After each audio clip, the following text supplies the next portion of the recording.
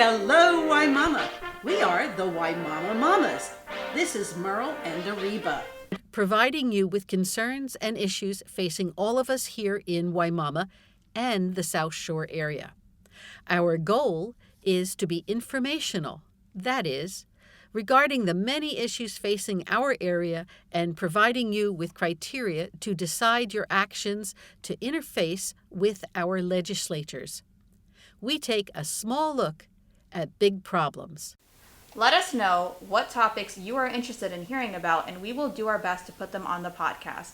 Contact us at wimaumamamas@gmail.com and on Facebook, Instagram, and Twitter at wimaumamamas. On our last show, we talked about affordable housing and how the state legislature has stolen money from the Affordable Housing Fund every year for other projects. Debbie came back with a segment on vaccines, and now we understand how they work. And if you walked away from that segment learning anything at all, please know that vaccines do not cause autism. It has gotten to the point where the founder of Autism Speaks, an organization that is dedicated to finding out the cause of autism, has said that the organization needs to stop spending money on trying to find out if there is a link between vaccines and autism because they conducted over 24 studies on this and came to the same conclusion every time: there is no link. And they said that they need to start spending money on finding out what actually does cause autism. Fran spoke more about why people don't vote, and this is such an important issue. We will continue to report on it in the future with the 2020 elections coming up. We all need to get involved. We also talked about how the Department of Education has spent $1 billion on charter school waste and fraud. This is money that teachers and students could have used for education and for AC, and I was a student once, so I will affirm it's a big issue. And we also talked about the shocking lack of fire stations in proportion to the population of the South Shore area and all of Hillsborough County. We are very concerned about this problem, and we will continue to push until we have more firefighters and more fire stations where they are needed. Please help us by contacting your commissioner, or our commissioner, Stacy White, at 813-272-5740. Don't wait until your house burns down. We actually posted an open letter on our Facebook page, and we tagged all the county commissioners, the Planning Commission, and the Hillsborough County Firefighters Union Local 2294. And we got a massive response. The Firefighters Union actually responded to us, and they said, quote, "There is one thing that rightfully scares politicians more than anything else, and that is moms on a mission. Thank you again for helping us illuminate these concerns." Thank you guys for responding. Not technically a mom, though. Only one of us is. And Travis Horn, who was the spokesperson for the Hillsborough Firefighters Union, said, "Thank you, Wimauma Mamas, for taking a strong public stance on these crucial issues involving the health, safety, and welfare of all of our citizens." These guys, we also want to make it clear, these guys have been talking about this issue since 2003. I don't think everybody was aware of just how bad the problem was. But once people became aware, they started voicing different solutions. We truly appreciate everyone voicing their opinions on this issue. We recommend that everyone continue to voice their concerns to the Hillsborough County Commission and the Planning Commission. Everyone might not agree on the solution, but everyone agrees on the problem. And this day and age, that is hard to come by. We did not hear a single person say that we don't need more fire stations. Everyone's input allows us to come up with a better solution. Some have voiced their concerns about other aspects of emergency response, such as EMS services, which should not be ignored in the move to build more fire stations. Some have made the case for privatization. Others have made the case against privatization. Some have voiced their concerns about how easy it is for developers to get building permits. To their point, our impact fees, which is what developers are required to pay to fund public services, like fire stations, is much lower in Hillsborough County compared to all of our surrounding counties. According to the Tampa Bay Times, Manatee charges developers $20,000 for 100 acres. Pasco charges $7,000, and Hillsborough County only charges $1,000. Hillsborough has not raised its impact fees since 1987. Many of you have complained about the new sales tax. As Commissioner Pat Kemp put it, Hillsborough's impact fees are so appallingly low that taxpayers have effectively been subsidizing the developers for decades. The sales tax is another example of that. Merle actually wrote a letter to the county commissioners about this very issue. Yes, I did. I had written to them first, and then I received a response from Mr. Commissioner White, and I wrote back. And this is how the letter goes. You bring up a valid point as to how much should the fees the developers pay be raised. This should be a mathematical answer and not an appropriate level answer. I am sure you agree with me that the costs can be figured out by estimating what needs to be done to accommodate the new development. All you need to do is request an estimate from your department heads. They are the experts and they truly know the costs. The areas are not limited to the 3 suggested by me, but certainly these are what concerns the voting residents. Traffic and the flow, and what streets need widening. The second one is, on average, how many children will be going to school and their numbers impact on the current schools. And the last one is, what effect will this new development have on emergency services? When all these costs are computed then, and only then, we can know what to charge for fees. If the developers find that cost is too high, they have the option of building in another county. That, I would call, is living within your means, something your constituents do every day. Hillsborough County must live within its means, as we cannot continue to give any discounts to developers and cause unrelenting traffic jams. Now you say we have a dearth of affordable housing. Here in the South Shore area, we have an abundance of developments in process. We cannot afford to have any more new developments due to the poor planning by the Planning Commission. Now we have to build more roads, schools, and increase our emergency services to accommodate all these new people. This will cost a huge amount of taxpayer money. If you allow one more development in Hillsborough County, the Commission will be fiscally irresponsible. Stop this ridiculous practice of approving all permits without knowing the actual costs, and initiate what Commissioner White says. It is his goal to steer the board in the direction of better and smarter practices in order to create a desirable community to live, work, and play in. Vote yes on agenda item B8. Respectfully, Merle. So on June 5th, the county commission took steps to make developers pay their fair share, and they ended up voting unanimously for it. They voted to raise the fees by 100%. So bear in mind that we went from $1,000 to $2,000. We're still doing worse than every other county, but that's what public pressure does. And letters like the one that Merle wrote were very, very effective. And we have to continue to show people that we are paying attention and that we're going to continue to put pressure on the Hillsborough County Commission and the Planning Commission. And finally, we had a wonderful interview with our friend HUD from the Emergency Response Team, or CERT for short. Remember that you can hear these interviews and all the rest of our episodes by typing in Wimauma Mama's podcast in your Google search bubble. Or you can also, our episodes are up on YouTube, so you can always listen to them there too. So you can subscribe to our podcasts on Buzzsprout, Google Play, Spotify, and iTunes. And we have Spanish translations of our episodes too. The hosts Estella and Inez do a fabulous job. You can find the episodes on YouTube, iTunes, Google Play, Spotify, and Buzzsprout under the name Wimauma Mamas en Español. Here's what we're going to talk about today. We are going to be combining our News in Florida and Around the World Nation segment to talk about the Homestead Child Detention Center here in Florida.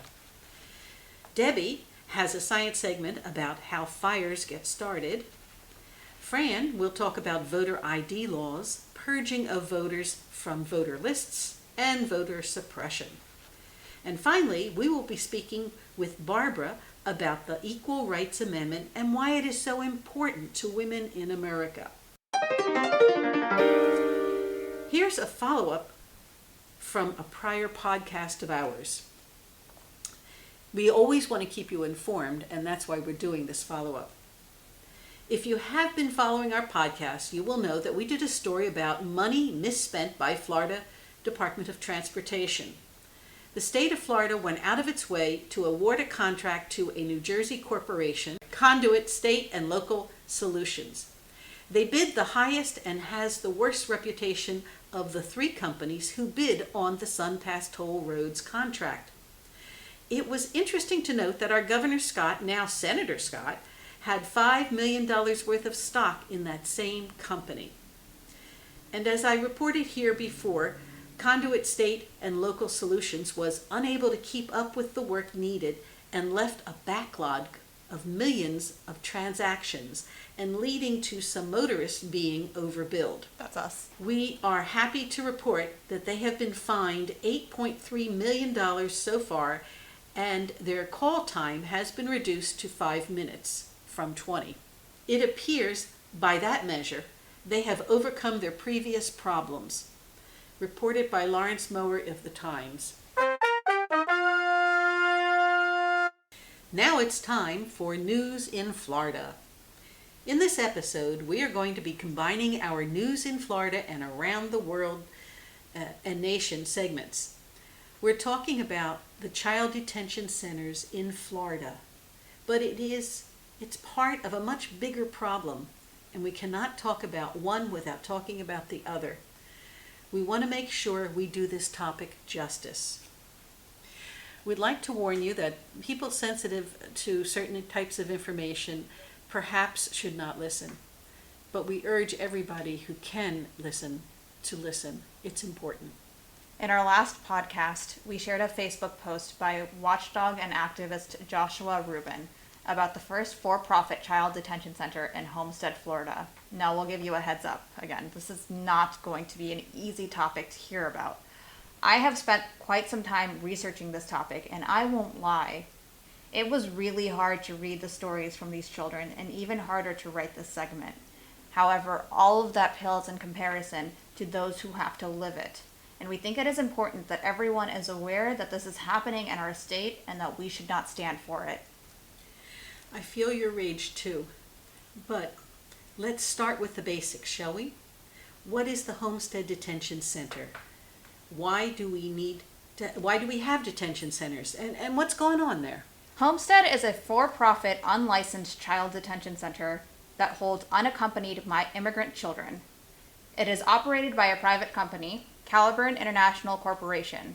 It was briefly opened under the Obama administration in 2016 for 10 months. It was reopened in February. Since then, the Trump administration has more than doubled its capacity, and it currently holds 2,300 children. There are plans to expand it to 3,200? Are you kidding me? Yeah. The children are between the ages of 13 and 17. But kids as young as 8 years old may have been held there, according to a 705-page court document filed by lawyers who spent a lot of time at Homestead. To begin to understand what is happening, know that there is a political side and a financial side to the story, and we'll get to that. But first, we're going to start with what is happening right here in Florida. What is life like for the children who are imprisoned in Homestead? The answer is not good, and it's about to get even worse. The Trump administration announced that they will cut aid to detention centers that hold unaccompanied migrant children. The Miami Herald detailed what the budget cut will mean. Quote, detainees will no longer get recess time nor access to any sort of education. End quote. This is unbelievable. As the Miami Herald outlined, right now the kids have been attending classes from Monday through Friday from 9 a.m. to 4 p.m. and those classes are taught by non-certified instructors under the supervision of certified teachers. The Miami-Dade School District offered to take the lead in teaching the detained children, but Mark Weber, spokesman for the Health and Human Services, said that he's not sure that organizations will be allowed to donate their services after the government cuts off the money. And that isn't clear how quickly resources will be cut off. But one thing we know for sure, these kids are no longer getting an education. If you think that sounds bad, you don't know the half of it. As Deputy Director of Americans for Immigrant Justice, Michael Ortiz put it, quote, "These are children. Even death row inmates have access to education and recreational services." End quote. In order to understand what worse conditions will look like at Homestead, we're going to have to look at what the conditions look like before the budget cut. Well, the program director says it's like a slumber party and that the older children prefer the cavernous digs. Oh, please. Ariva, that is ridiculous. It is, absolutely. We could take the program director's words for it, or we could look at the 705-page court document that criticizes the prison-like conditions that children are held in. The Miami Herald reports that the detention center has a lot of similarities to prisons. It is an old Jobs Corps site. Part of the compound consists of concrete buildings and others consist of large white tents. Some of the children sleep barracks style, with as many as 144 bunks in the same tent. That's a lot of children to supervise. Yeah, and they're not being supervised well, as we'll get to. The kids cannot come and go as they please. They also have regimented schedules. Their days begin at 6 a.m. The children wear wristbands that track their movements. They walk in single file lines. Their rooms are periodically checked. They have 5 minutes to shower and 15 minutes to eat. Minors can only speak with their families over the phone 2 times a week for 10 minutes. We mentioned that the facility is unlicensed because it's considered a temporary shelter and is on federal land. It's unlicensed and isn't required to follow Florida's child welfare standards. Sounds like a prison to me. It is. It is basically a prison. We'd mentioned those court filings. We will be citing an article by Angelina Chapin that summarizes the filings. Immigration lawyers interviewed 75 immigrant minors over the past year, and their responses help show you how it's like a prison. These stories are horrifying. Many of them have no idea when they will be released. Instead, they have been passed from one case manager, I'm sorry. Cage also applies, apparently. It sounds like it to me. To another. Many sponsors have been denied. A 15-year-old from Guatemala told lawyers that she'd been at Homestead for almost 5 months with no sense of when she could leave. It's not like she doesn't have family here. Her uncle couldn't take custody of her because he lived with his friends and did not have pictures with his niece. Are you kidding me? Yeah, apparently. A family friend tried to step up, but was denied because they were not blood related. The same girl said, quote, and this is not going to be easy to listen to, she said, quote, "Sometimes it's really hard having to stay here. A couple of girls since I've been here have been cutting themselves." End quote. Other sources that have been to the facility also said that they heard of children self-harming. This is what I meant by how hard it was to read these stories. The American Pediatric Association has made it clear that child detention is devastating for children's mental and physical well-being. I should think so. As a mother, I can't imagine any child going through that. It's horrifying. Some of the kids described being put in isolation. Are you hearing me, folks? Isolation for 8 days, deprived of physical touch and constantly sobbing. The kids are not allowed to touch each other. And that includes siblings who are not allowed to comfort each other. Like, I have siblings right now. I could not imagine what they're going through. And if they violate any rules, some of the kids reported that the staff threatened to delay their case or deport them. What right would a staff person have to say that or do that? To get them to comply with whatever they want or however they like. There's too many kids and they're not handling this well. This is a prison. Not for children, but for adults. They're treating them like adults, and you can't do that to children without destroying them mentally. Yeah, and some of them could have been reportedly were as young as 8 years old. Like, can you think about how horrific this sounds? Especially when they want their mother, Yeah. or they want their father, or they want their siblings. I can't imagine the pain they're feeling. If you think that all of that sounds bad, just wait. We're also gonna give you a heads up. We had mentioned if you will find it difficult to hear this part's not gonna be easy to listen to. You've been warned. The situation at Homestead is so bad that Senators Dianne Feinstein and Chuck Grassley, yes, a Democrat and a Republican, wrote a letter to the Department of Health and Human Services, or the HHS, Inspector General Daniel Levinson, to investigate reports of sexual abuse against unaccompanied children. They condemned the long-term pattern of abuse. Quote, "It is appalling and unacceptable that from October 2014 to July 2018, HHS received 4,556 complaints of sexual assault, and that the Department of Justice received 1,303 complaints. Even more disturbing, these numbers include 178 allegations of sexual abuse by adult staff. The severity of the situation is compounded by how many children are held in large facilities. We are deeply concerned that children in these large and unlicensed facilities, such as the one in Homestead, Florida, are not adequately shielded from sexual violence." End quote. They specifically called out Homestead in their letter. Wow. This is horrible. It's got to be stopped. Now would be a good time to reiterate the fact that these are children who are being affected. And Senators Feinstein and Grassley condemned the HHS for not properly investigating any allegations of sexual abuse. In their letter, they asked the HHS to, 1, open an investigation that gathers and considers evidence of sexual assault and violence in all HHS facilities for unaccompanied children. 2, address the policies, procedures, and actions taken by the HHS to determine if the agency is following the best practices. They're not. No kidding. And 3, they called the agency to determine the factors that contribute to the pattern of abuse and find out what can stop it and bring the perpetrators to justice.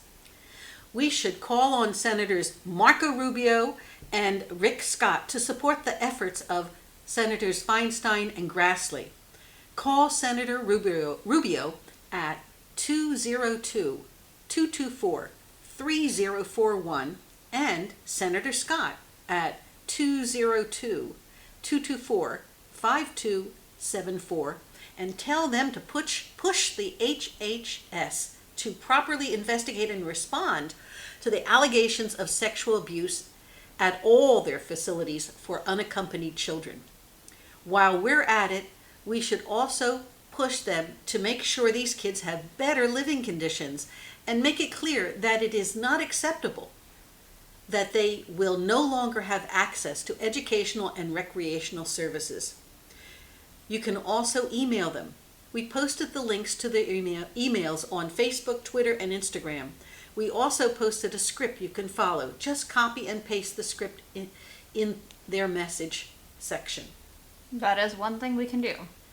Unfortunately, there's more to this problem. Yes, let's take a step back and talk about why we have detention centers. And more specifically, why is Homestead the largest one? Do you want the financial explanation or the political one? Oh dear. Let's start with the financial. I mean this in every ironic sense of the word, but that is the heart of the matter. Caliburn International Corporation, the private company that runs Homestead, what's going on with that? As CBS reported, Caliburn is the parent company of Comprehensive Health Services, which operates Homestead and 3 other shelters for unaccompanied migrant children in Texas. In the past year, it has become one of the most dominant players in the industry. It is the only private company operating shelters, and the Homestead Detention is the first for-profit child detention center. Right, and the former White House Chief of Staff, John Kelly, is now part of the board of directors on Caliburn? Yes, he is, and CBS was the first to report on this development. In their reporting, they noted that prior to joining the Trump administration in January 2017, John Kelly was on the board of advisors of DC Capital Partners, which is an investment firm that now owns Caliburn. He stepped down when he became chief of staff. But while he was chief of staff, the administration pursued ambitious changes to the immigration enforcement. And as a result, the average length of stay for unaccompanied children in U.S. custody skyrocketed. And so did the revenue of private prison companies. Yeah, of course. Isn't that interesting? Coincidence? No. Yes, and so did their investments in our political races. GEO Group, Inc., which is one of the largest private prison companies, contributed $1.2 million to Floridian political candidates and causes in the 2018 midterms, according to the Tampa Bay Times. They even contributed to Attorney General Ashley Moody's campaign, but that's a topic for another day. We're talking about John Kelly and his investment in Caliburn, a different private company that gained a lot from changes in the immigration policy. Now, you should all be sitting up and listening. Yes, you should. Put these facts together. Please. Detention centers became very profitable very quickly. While Caliburn may not be considered a prison company, it definitely operates like one.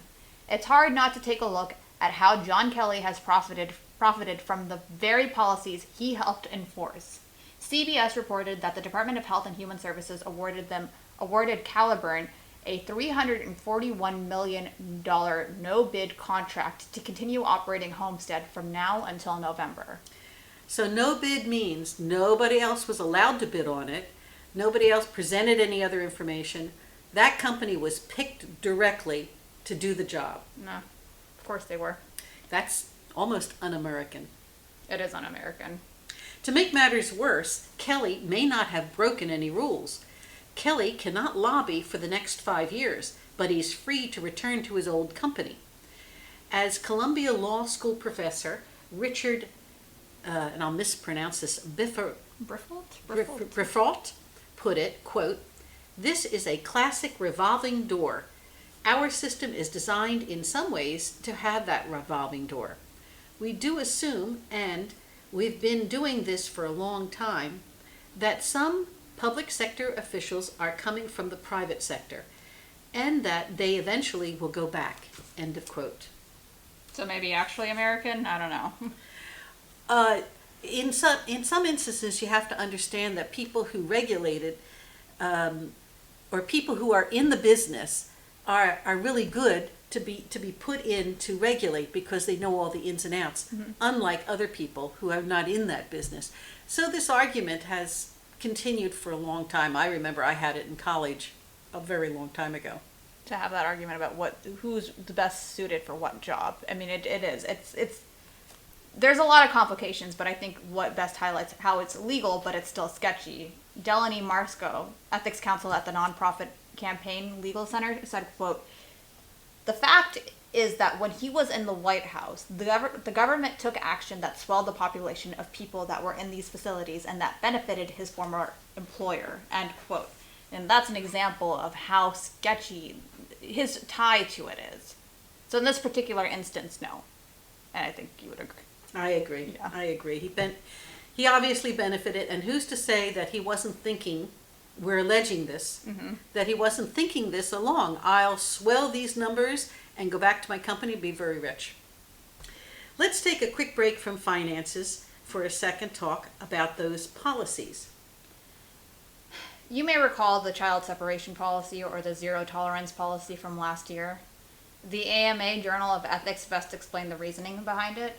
In spring 2018, then Attorney General Jeff Sessions reversed the U.S. Refugee Act of 1980, which allowed asylum seekers to proceed without criminal prosecution. So asylum was not considered a criminal offense, or asylum seekers. As a result, asylum seekers, many of them from Central America, were condemned to criminal prosecution before initiating asylum procedures, and thousands of children were forcefully separated from their parents at the border. The Trump administration blamed the Flores Agreement as the reason that they had to separate children from their parents. Here's a question for the general public. What is the Flores Agreement, and why do we have it? We're not asking you that to be patronizing. I honestly did not realize how important the Flores Agreement was until I had properly researched it. The Center for Immigration Studies published an article on the history of the Flores Agreement titled, "The History of the Flores Settlement, how a 1997 agreement cracked open our detention laws. We will be citing that in our discussion about Flores. In 1985, the 15-year-old daughter of Hollywood actor's housekeeper, who was an illegal Salvadoran immigrant, was detained by the former Immigration and National Service, our INS. Jenny Flores was mistreated and held in poor conditions. One of the biggest concerns was that she was strip searched and had to share living quarters and bathrooms with male adults that she was not related to. Oh my God. Yeah, That's so inappropriate. and sickening. Would you want your daughter to be living with strange men and sharing such intimate places? And that's why we had what happened now. This is where the Flores Agreement essentially came up. This led to a class action lawsuit that sought to hold the INS accountable for how they treated detained minors. And it was just a step to begin to address this problem, and we still haven't solved it. But what this agreement essentially did when it was in 1997, the agreement established 3 responsibilities of the government, which would require that they, 1, release children without unnecessary delay to a designated parent, relative, or guardian. 2, put children in the least restrictive setting possible. Reminder, we were just talking about the prison conditions at Homestead. And 3, create and implement standards of care and treatment of immigrant children in detention. Well, given what we know about Homestead, it is clear that they aren't following the law. Flores requires that children are kept in non-secure facilities, which means that they should be able to come and go as they please. Again, those court documents make it clear that children are not free to do so. Yet another example of how the Homestead Detention Center is not following the law. Bear in mind that this agreement was finalized in 1997 when we had a completely different immigration system than we do now. People were worried that the INS wasn't following the Flores Agreement, and that only got more complicated after 9/11 when Congress abolished and created the Department of Homeland Security, or the DHS. They abolished the INS and then created the DHS. Oh, that's not what it says here. That's I messed up. I wrote this segment, guys. I'm sorry. That's right, they did. They abolished the INS and created the Homeland Security, or the DHS. They transferred the responsibilities of the INS to the DHS and the Department of Health and Human Services, or the HHS. That's a lot of initials to remember. Yeah. Both of them are responsible for the processing, treatment, and placement of unaccompanied children. However, Flores has remained a big part of the discussion surrounding immigration detention, and it got a renewed focus after the child separation policy. Most of you probably know the Flores Agreement as the law that says that the government cannot detain minors for more than 20 days. That was set by a federal district judge, Dolly Gee, in 2014, while Homestead is not following that law either. Stanford University's Department of Emergency Medicine found that only 16% of children are released from Homestead within 20 days. A lot of it has to do with poor case management. Some kids at the facility go 50 days without having their case looked at. That will be even worse with the budget cuts. They won't even get representation from a lawyer. And there they are to defend on their own. It's very sickening, and it's not like they're before this budget cut. What we're trying to make clear to you is that before this budget cut, it's not like they're doing well right now. So after it, God help them. A 17-year-old from Guatemala said that he had been at the shelter for more than 5 months, even though his uncle lives in Miami and had filled out the paperwork to be his sponsor. A case manager told him that he would have to wait for others to leave before he could go, and he had no idea how long that would take. And this was before, again, as we've mentioned, this was before the budget cut. Why would he have to wait for others to go? That doesn't make any sense. If the papers are there, the responsible parties there, they should hand the child over as long as they've investigated and they feel it's an appropriate thing. And that would free up resources. So their argument doesn't seem to hold up here. Or does it mean that they're making more money keeping the children?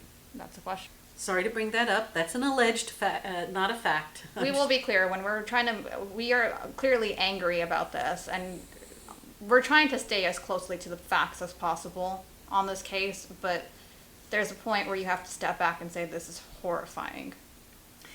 Now's a good time to go back to the finances. How is Homestead being financed right now? They have that $341 million no-bid contract from the government. It's to operate the shelter until November. How does all of this work? With the help of big banks. Now, to be clear, some big banks like Wells Fargo and JP Morgan Chase have announced that they will be transitioning out of the business of financing companies that run private prisons because it's a risk to their business. Not Bank of America and SunTrust, though, right? Nope, not right. According to the Miami Herald, Bank of America is the chief financer of Caliburn. They provided Caliburn with a $380 million loan and a $75 million revolving credit line. SunTrust, on the other hand, is among the banks that provide more than $2.6 billion to the industry, according to 3 research watchdog groups: In the Public Interest, Public Accountability Initiative, and the Center for Popular Democracy. How does all of this work exactly? Well, according to the Miami Herald, banks provide loans and financing agreements that keep the private prison and detention industry rolling. The private prisons and detention centers rely on the banks for debt financing, which allows them to run their day-to-day operations and secure the additional government contracts, like that $341 million contract with the HHS. Those government contracts are used to pay off the banks. It's a closed loop, and as a result, the banks get millions of dollars from the detention centers and other facilities. So let me just summarize this really quickly. Yeah. There's the detention centers, there's the banks, and there's the government. Okay. Detention centers rely on the banks. Banks rely on the detention centers. The detention centers get money from the government. They pay the banks. Everybody's getting paid somehow, but the banks are profiting a lot. And that really will delay. Money does tend to delay people's response because they have a financial stake in this. Only a human nature. It's human nature. To have a financial stake, but we really want to make it clear. That's why we started by talking about what was happening on the ground first, because it's horrifying. That's the cost of their greed. And I know that sounds very hyperbolic, but reading these stories, it's horrifying, and we have more sway than you realize. Caliburn was supposed to go public. That means on the stock exchange. And Bank of America stood a lot to gain from them going public. What happened? Why didn't it go through? Public pressure. Aha! Yeah. It works sometimes. It does. According to the Miami Herald, up until March, Caliburn had planned to sell $100 million in initial public stock offering, or IPO. They pulled out amid controversy over the Trump administration's immigration policy. That's another way we can respond to this issue. We can continue to put pressure on institutions that are responsible for the mistreatment of children. In the case of banks, Joshua Rubin said, quote, "Banks need to recognize that people don't want their money used this way. These banks are providing a service, and for that service, we pay fees. Then they invest our money into immoral practices, like the incarceration of migrant children," end quote. We can do this. We can do this if we all make phone calls. All you have to do is make a phone call, and you just read it off. Most of the time it's taped, and you hang up the phone afterwards. You give your name and your address, but that's not used or kept. It's mostly for the count. And you don't feel comfortable calling, you can always email too. Yeah, either way is good. Enough people do this, we can save these poor children from going through any more terrible things than they have gone through. And it's on to us to speak up. Detention centers may seem like they're good business, but they can become bad for business very quickly. We talked about GEO Group, which is one of the largest private prison companies, and they noted that public community outcry over private detention could negatively impact their business and their risk disclosure statements. Quote, This is a direct quote from their actual risk disclosure statements. Quote, public resistance to the use of public-private partnerships for correctional detention and community-based facilities could have a material adverse effect on our business, end quote. We can apply that same pressure to Caliber, an international corporation, and its subsidiary, Comprehensive Health Services. Speak out about it. So if we go in to our bank and it happens to be one of the two that we talked about, SunTrust and Bank of America. B of A, okay, we can say to them, you can walk up to the head of the bank there, he's only a branch manager, or she, and tell them, we're thinking of moving our money because you are investing our fees for services in immoral institutions. I mean, it worked with Wells Fargo and JP Morgan Chase, so we have more power than you realize. And as for what to do about the kids that are still detained, Joshua Rubin also has the answer for how the government can solve its resource problem. They can speed up the process of placing migrant children with relatives and others who are willing to care for them. We talked about 2 cases where the kids could have easily left Homestead, which would have freed up resources, but they were held up by poor case management. They had family here that followed the proper procedures. For all intents and purposes, they should have been able to leave. They really should have. It's a crime. It is. And it's down to sheer incompetence, which is the nicest thing you could probably say about how it's been handled. That's very kind of you to say it that way, because I would say it another way. I have a whole bunch of other choices of words, but we're already, trying to keep... We're on air, so we can't do that. Yeah, but we have opinions. But just to be clear, we understand that this issue is very complicated. There's so much going on here, and when trying to figure out how to best talk about it, there's just so many moving parts. We haven't touched on why people are fleeing their countries in order to come here. We have not talked about our relations with Mexico, which holds a key part in being able to address this issue properly and which has not been handled well under the incumbent administration. We have not talked about all of the complications with the Flores Agreement and how the previous administration showed us that there are definitely ways that it could be better. However, the Flores Agreement is one of the only things in place that offers these kids some legal protection, and it's clear that that is not enough, and that by taking it away, their conditions will only be worse. We have not talked about doctors that have warned against family detention on the account that it puts children's lives at stake. There's so much happening here, and we understand that there is not going to be an easy solution, but this is just something we cannot accept. If we call and threaten that we will not vote for the people in office unless they do something about this, or enforce, at the very least, enforce the Flores Agreement. But releasing the children and finding their parents and matching them up and getting them out would be the ultimate goal. But if we call our representatives and tell them we're not going to vote for them again if they don't do something about this, I know it will make a difference. It put pressure. Public pressure made these large corporations fearful, and it can do that with it's a lot easier to put pressure on politicians than it is to do on big businesses, but we just have to keep speaking up. So hundreds of people have to call. That's not a large number.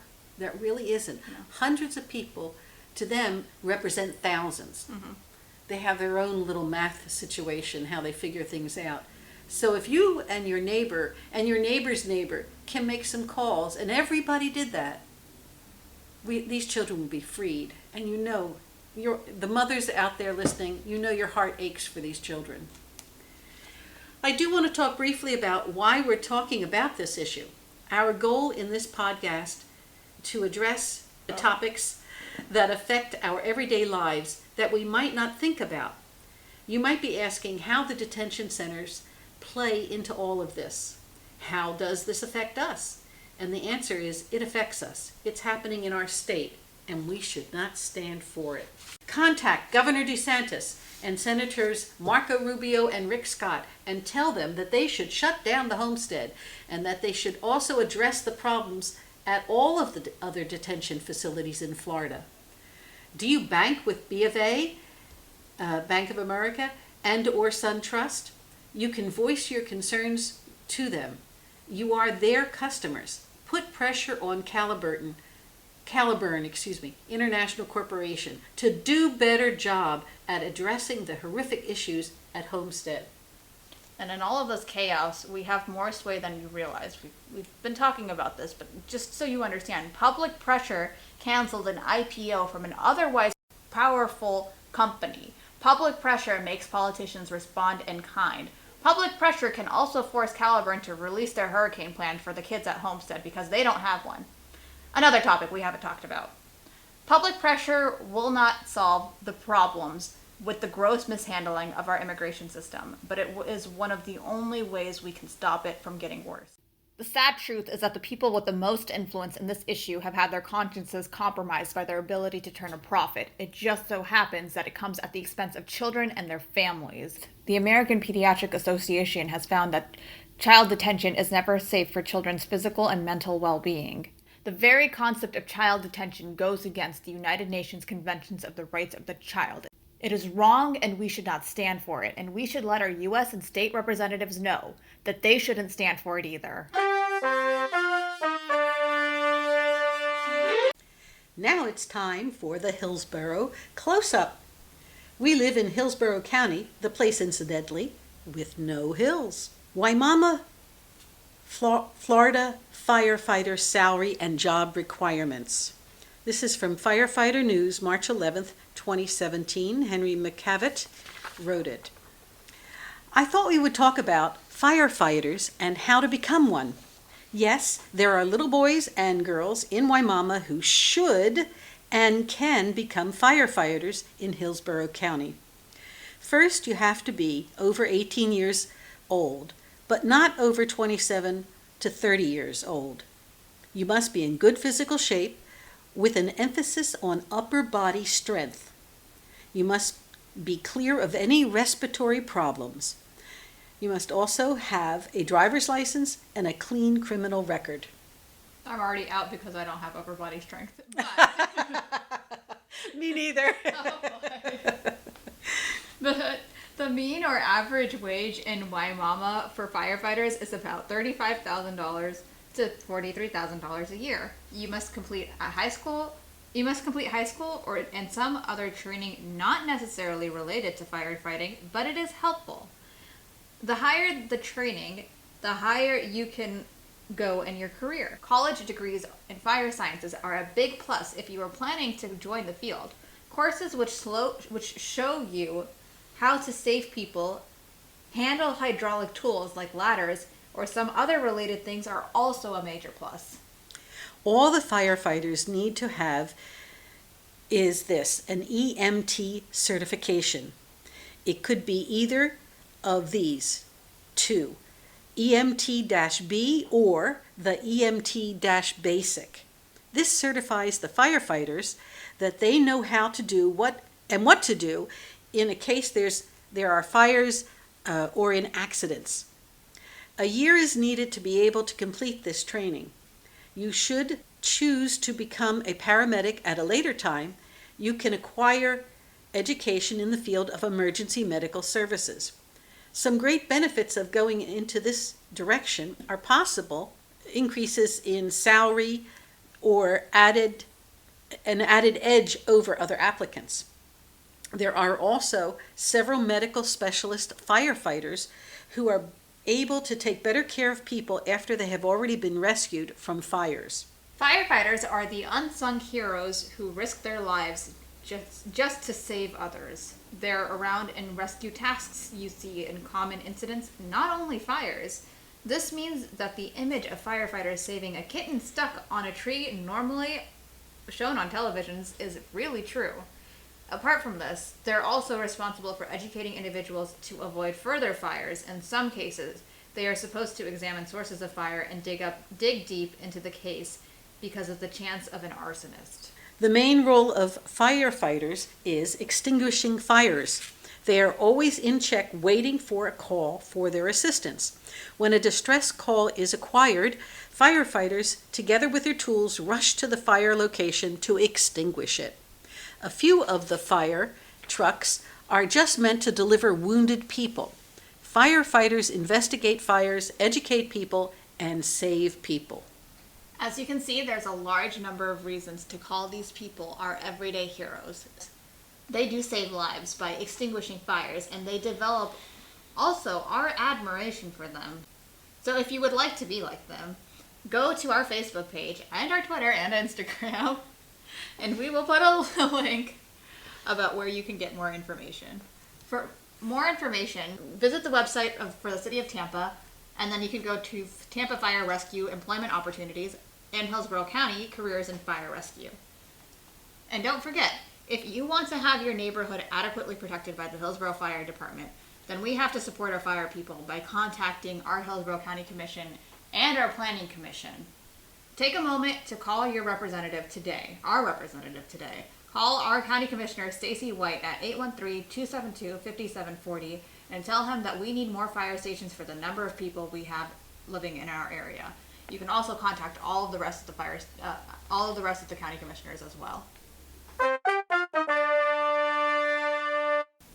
Our next segment is All About Science with Debbie. Howdy, I'm Debbie, the science person in this crew. I'm a New Yorker who retired from Los Angeles Unified School District as a middle school math and science teacher. I love to learn, and being part of this crew allows me to do so. We have been talking about the needed firehouses in our area of Wimauma, so our fearless leader, Merle, suggested that I use my segment to embellish the discussion. Do you know that Tampa is an Indian word meaning sticks of fire? This name was given to the area by the Closeup Indian tribe south of Tampa. We live in the lightning capital of the country. This condition requires several lifestyle rules. Don't get caught outside in a thunderstorm. When thunder roars, go indoors. Avoid open areas. Don't be the tallest object in the area. If someone is struck, call 911 and move them. Lightning can strike twice in the same place. More information at www.weather.gov/lightning. If you can't get indoors, get into a vehicle with a hard metal top. Lightning may strike as far as 10 miles outside the rainfall area. Don't wait for rain to go inside. Remember, when thunder roars, go indoors. When indoors, don't use a corded phone. Cordless phones and cell phones are safe. Keep away from electrical equipment and plumbing. Lightning will travel through wiring and plumbing if your building is struck. Don't take a bath or shower or wash dishes during a storm. We can thank Ben Franklin for inventing the lightning rod in 1789. It's a metal pole mounted on top of a building that draws lightning away from the structure. The rod is attached to an aluminum or copper cable that is connected to an underground connective grid. Pretty fancy for 1749. Now some information on global warming and firefighting. This information was gathered by Mike Flanagan, director of the Wildland Fire Partnership at the University of Alberta in Canada. Evidence is becoming more and more overwhelming that climate change is spreading fires around the world. Globally, the length of the fire season increased by nearly 190% between 1978 and 2013, thanks to longer sessions of warm, dry weather in one quarter of the planet's forests. In the U.S., our fire season has gone from 5 months in the 1970s to 7 months today. If we have higher temperatures, we have a greater probability of fire starting, fire spreading, and fire intensifying. That's basic physics. Stephen Dorr, a geographer at Swansea University in Wales and a chief editor of the International Journal of Wildland Fire. Warm air holds more water, so as temperatures climb, the thirsty air sucks more moisture out of the vegetation, making it better firewood. Warm temperature leads to more lightning, which sparks some destructive wildfires. Each degree of warming is thought to increase strikes by 12%. Earlier snow melts make fire season longer. A warmer world is a windier world, bringing potential to further fan flames. Fires need 3 items to burn, referred to as the fire triangle: fuel, heat, and oxygen. In order to put a fire out, you need to remove 1 item of the triangle. We should all have fire extinguishers in our homes. There are many types of fire extinguishers depending on the type of fire you want to extinguish. The extinguishers we are most interested in are dry chemical extinguishers. It interrupts the chemical reaction or the fuel of the fire. It's effective on Class A, B, and C fires only. It works on oil, gasoline, grease, and electrical fires. Clean agent extinguishers are also good for home use. Others are used for commercial fat fryers, flammable chemicals. It's important to use the proper extinguisher or you can make the problem worse. There are many YouTubes available on how to purchase and use a fire extinguisher. Our firefighters are an important part of our community. When budgets are stretched, as most community budgets are, we end up with too little, too late. We have to be constantly proactive to keep ourselves safe. The strategy of putting out every fire only works when there are fewer fires, and when they happen in cooler, drier years. Pumping more money into firefighting tends to have only a small effect. One Canadian study showed that to meet a 15% increase in fire load, officials would have to double their firefighting budgets. Please listen carefully to our podcast and follow the guidelines we give you to make our elected representatives hear us and give us what we need. Bye for now, and remember, pay attention and be proactive. Fran is a good friend of mine and a neighbor. Fran taught social studies and more at the high school level for 35 years. She was so good at her job that at times she still thinks she is teaching and always will be. Before we get into Fran's segment, we have a public service announcement about Amendment 4. So for those of you who don't know, the 2018 midterm elections, 65% of Floridians voted to restore ex-felons voting rights. This was reversing a Jim Crow era law that prevented 1 in 5 Black Floridians from voting. Now, just for some background about what the law did, it would require them to pay off all of their fees, the fines and fees. According to analysis by the Fines and Fees Justice Center, based in New York, Florida is a state that maintains more than 115 types of fines, fees, and surcharges, which can be assessed against defendants in court cases, including those involving traffic violations. That's the second largest number of fines, fees, and surcharges assessed anywhere in the country. A national analysis of financial conditions placed on voting found that they do curtail the rights of people in color more deeply, according to research recently published by the Vanderbilt University Law Review. We will be reading excerpts from an article by Langston Taylor about how we can best respond to this. After Florida voters passed Amendment 4, voting rights suddenly became available to felons across the state. But a bill passed by lawmakers, which the governor, Ron DeSantis, intends to sign into law, added some criteria, including a requirement that people pay off any fines, fees, or restitution. Critics say the legislation unfairly hurts poor people. Courts assume that they will never collect the vast majority of the money they're owed. But it appears headed for law. If signed, it would take effect July 1st. This is important, folks, July 1st. Here are the new questions people will have to answer if they want to register to vote and how to go about finding the answers. So for people who might be affected by this, here are some questions that Taylor outlined, how you might be affected and what you can do about it. Have felons completed all of their terms of sentence? Quote, once the bill becomes law, when someone is released from incarceration or probation, their release documents are supposed to spell out a checklist of all of their remaining terms of sentence, including restitution, court fees, and fines. But it's trickier for people whose crimes are behind them.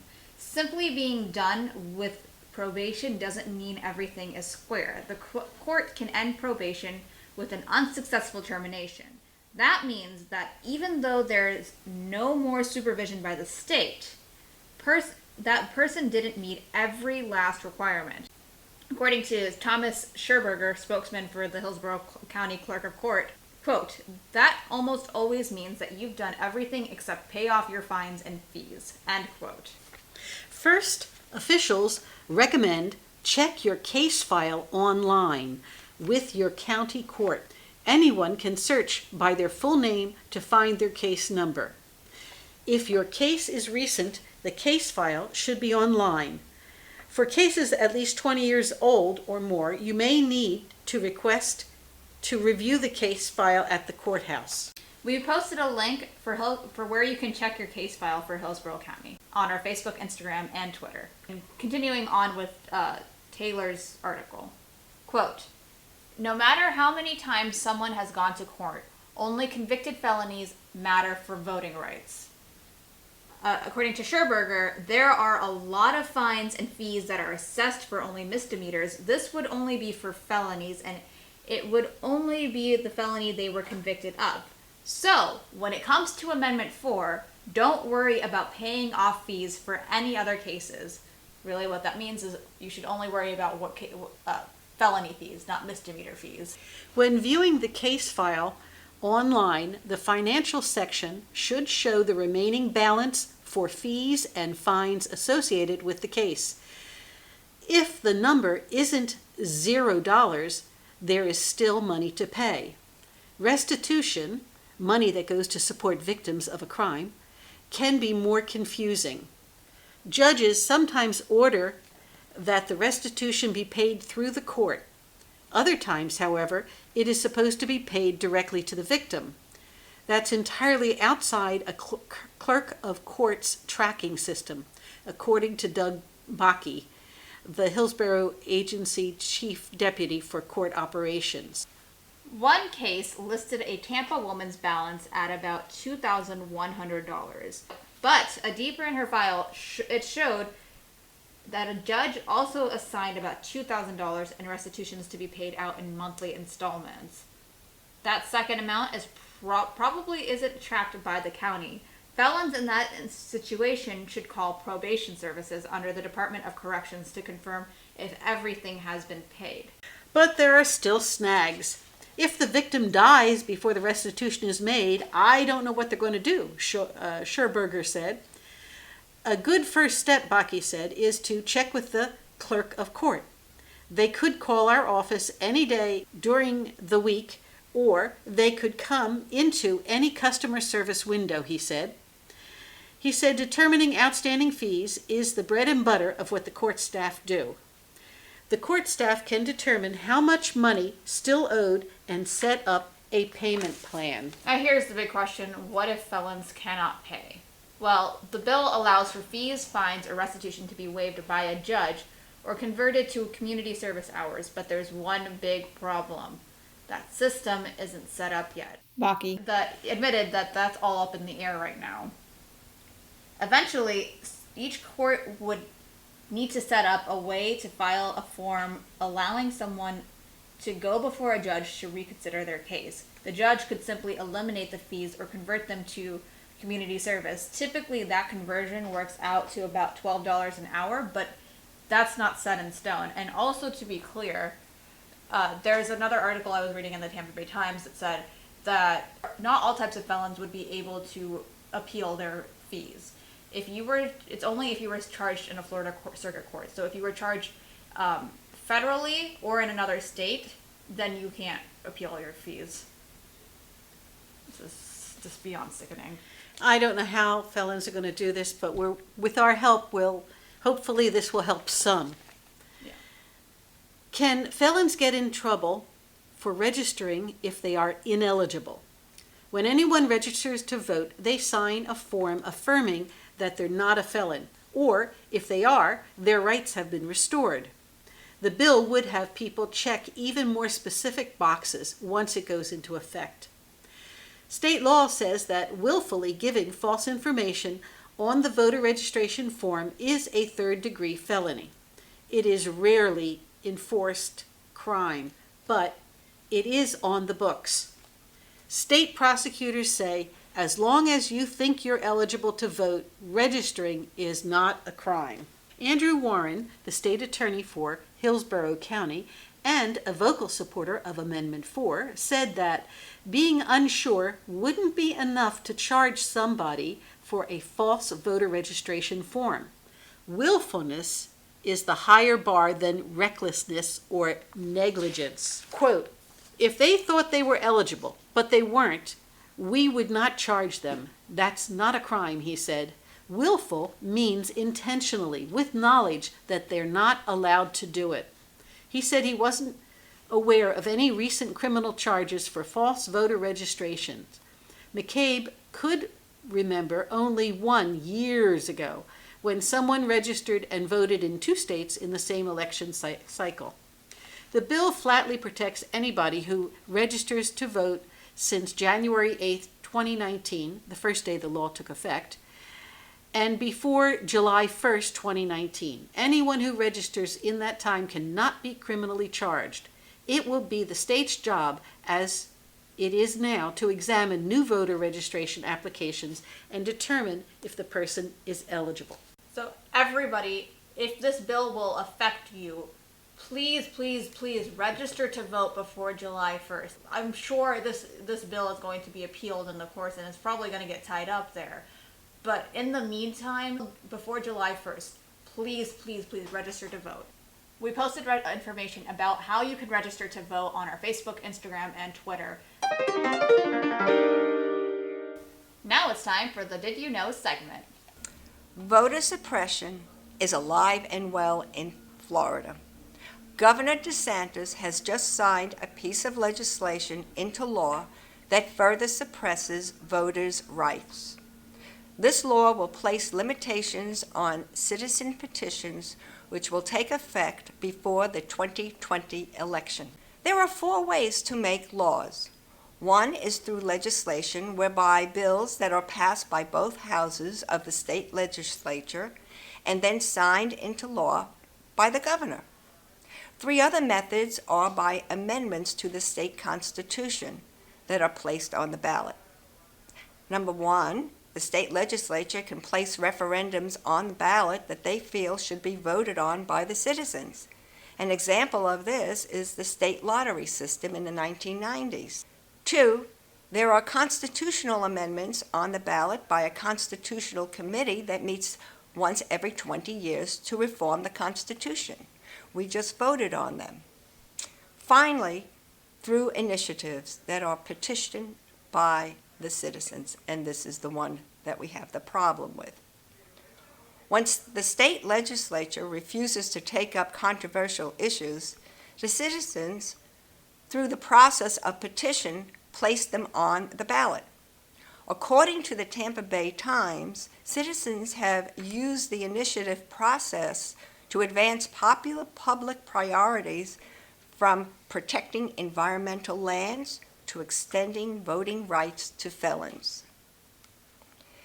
It seems that the present state legislature and the governor are circumventing the rights of citizens to make law. The new requirement makes it harder to gather the 800,000 signatures of citizens. It requires the additional information about the amendment, such as what share of its financial supplier came from Florida residents versus out-of-state interests. Voters will then be informed by adding in bold letters to the amendment this information. Also added to the amendment that if it is approved, it would result in higher taxes or reduced funding for other programs. The Tampa Bay Times editorial states that canvassers must register with the state, providing their name, date of birth, permanent address, and temporary Florida address. These canvassers can be subject to fines or even enforcement action by the Attorney General if they fail to submit signed petitions within a 30-day window.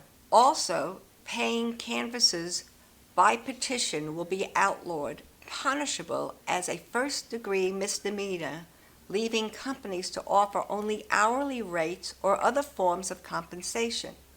The net effect is that companies will face more red tape in hiring canvassers, and canvassers would lose the incentive for hustling to gather petitions in a narrow time frame.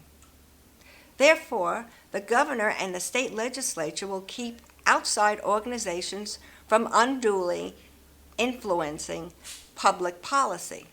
This sounds good, but the legislature is also inundated with outside campaign contributions and lobbyists.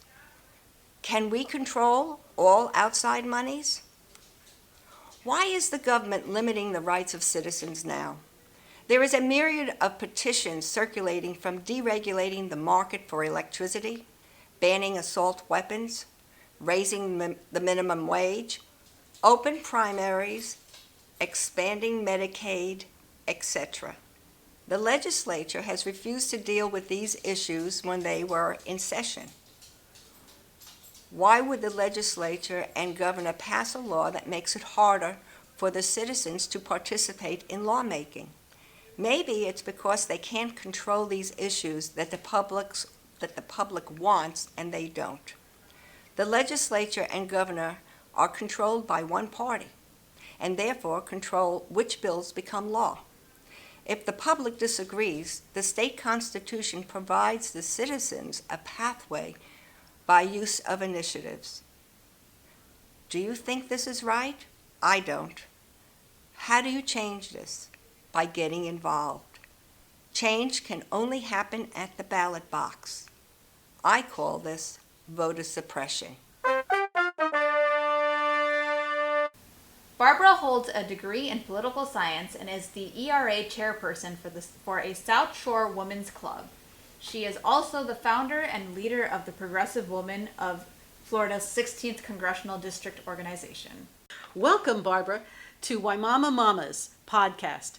I have had the pleasure of meeting you many times before, but we never had a sit-down discussion together, so I've been looking forward to our chat today. I remember the ERA of the 70s, but I need a refresher course. If you could start with just the basics, what does the Equal Rights Amendment say? Well, Merle, the ERA states that, quote, equality of rights under the law shall not be denied or abridged by the United States or by any state on account of sex, end quote.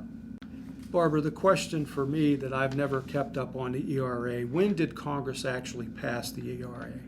Well, actually, some version of the ERA was introduced to Congress every year from 1923 to 1971. The Equal Rights Amendment was passed by both houses of Congress on March 22, 1972, and sent to the states for ratification.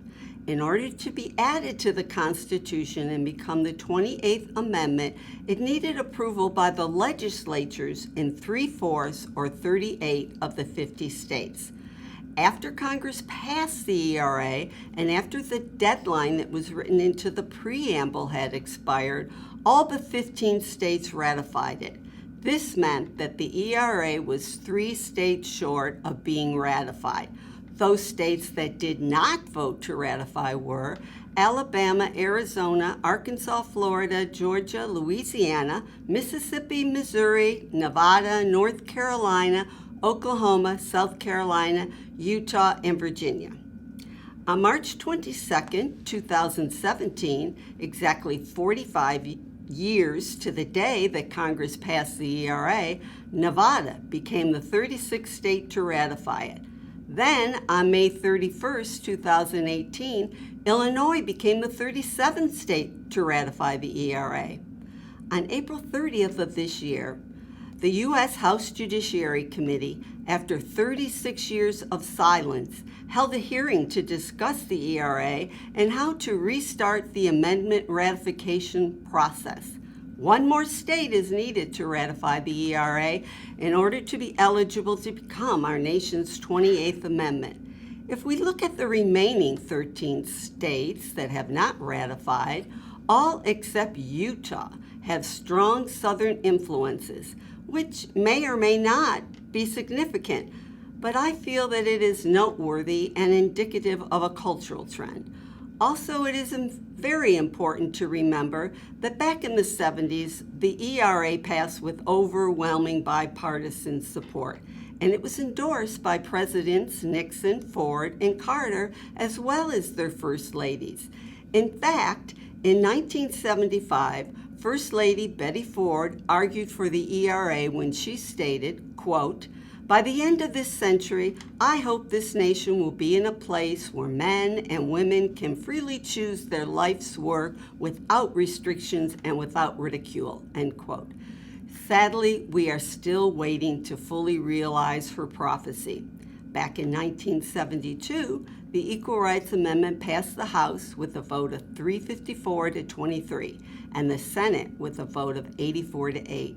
Even today, when the ERA is polled by a cross-section of Americans, it receives a favorable majority because, after all, who wouldn't want equality of rights under the law? Well, tell me something, Barbara. Why do all Americans need ERA in order to have equality? Very good question.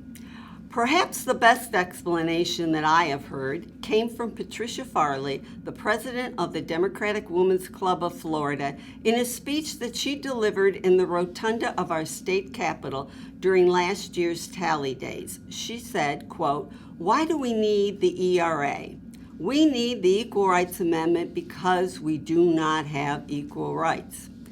Or, as the late Supreme Court Justice Antonin Scalia explained in a Supreme Court opinion, quote, "Certainly the Constitution does not require discrimination on the basis of sex.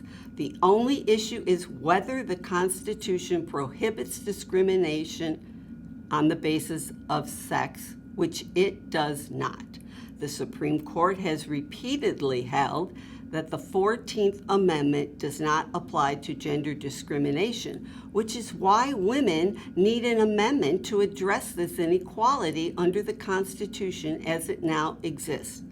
Currently under the Constitution, if a woman or a man brings a lawsuit against their employer claiming that they have been discriminated against in the workplace because of their sex, their legal team has to prove that it was the intention of their employer to systematically discriminate against them because of their sex. So essentially, they have to get into the mind of the employer, which is a very high legal standard to meet. But probably the most compelling reason that women want ERA to pass has to do with pay inequality. On April 2nd of this year and every other year before, we unceremoniously as a nation recognize Equal Pay Day. This is the day that the average woman earns as much as her male counterparts earned by the end of the previous year. Doing the math, it comes out to 92 additional days, and if you take out weekends, it comes out to 66 additional work days. Or, expressed in dollars, white women earn 80 cents for every dollar that their male counterparts earn, while black women earn 61 cents and Hispanic women earn 53 cents. According to a study in the World Population Review in 2018, in Florida, the average Floridian earns $32,419 annually.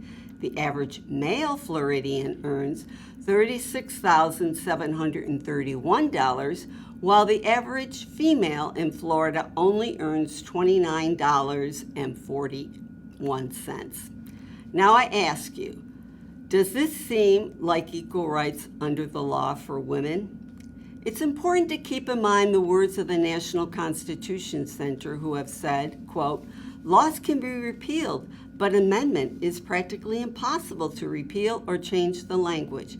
Changing the actual words of the Constitution takes an amendment, as does repealing an amendment," end quote. Only one amendment to the U.S. Constitution has ever been repealed.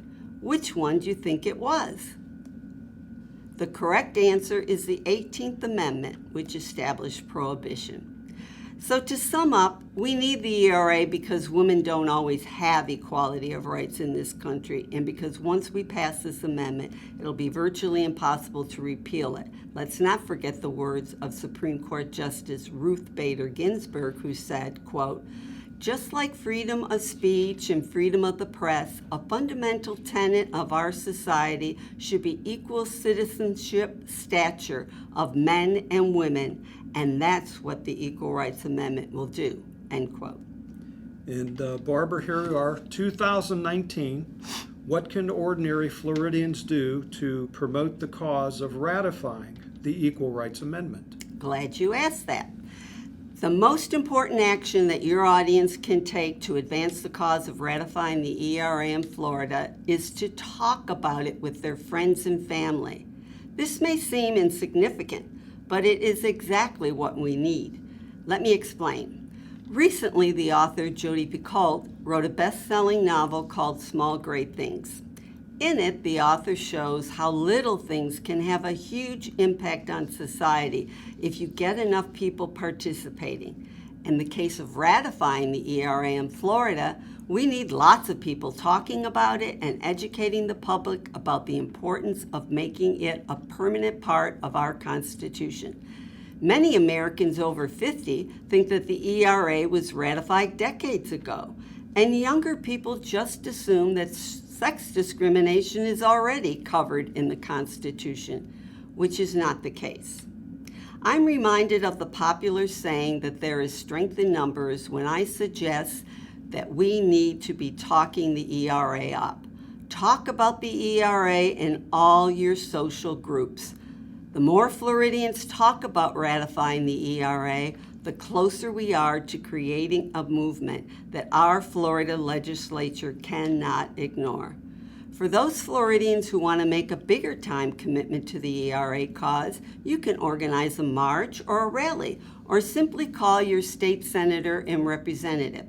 If you live in Florida Senate District 21, then Bill Galvano is your senator. He's also the president of the Senate, so all Floridians should be calling him to advocate for the ERA. He can be reached in Bradenton at 941-741-3401, in Tallahassee at 850-487-5021. For those living in Florida House District 57, your representative is Mike Beltran, who can be reached at 850-717-5057 in Tallahassee, and in Valrico at 813-653-7097. If there's one thing that I have learned over the last 2 years of advocating for the ratification of ERA in Florida, it's that this legislature of ours will do nothing to help the ERA move an inch closer to ratification unless the public pressures them to do so. This has been going on for decades in the Florida legislature, and the only possible explanation for their inaction on the ERA is that they do not want to be on the record as voting for or against the ERA. Sign one of our non-binding ERA Now petitions by sending me an email at gina@southshoredemocrats.org, attention ERA. When I receive your email, I will respond and arrange for us to meet in a public venue for you to sign the ERA Now petition. And if you're really ambitious, you can take one and get your friends and family members to sign it. What we need is public support. This will only happen when the public is made aware of the importance to all Floridians and Americans alike that we get one more state to ratify the ERA, which makes it eligible to become the 28th Amendment to the U.S. Constitution. So let's start talking about the ERA. Let's create a movement. If I'm fortunate enough to be asked back on this podcast, I will address the questions of why hasn't the ERA been ratified yet? And why has it been resurrected after 4 decades have passed? That's all for now. Excellent job. You really covered the topic, and we absolutely want you back to do a second part and finish telling us the things we still don't know. Well, thank you. You're welcome. That's all for today, Wimauma folks. A special thank you to Barbara for joining us and shining a light on the most important topic of the ERA. Keep an outlook for our next podcast sometime next month around the 16th. Thank you so much for listening. See you next time on Wimauma.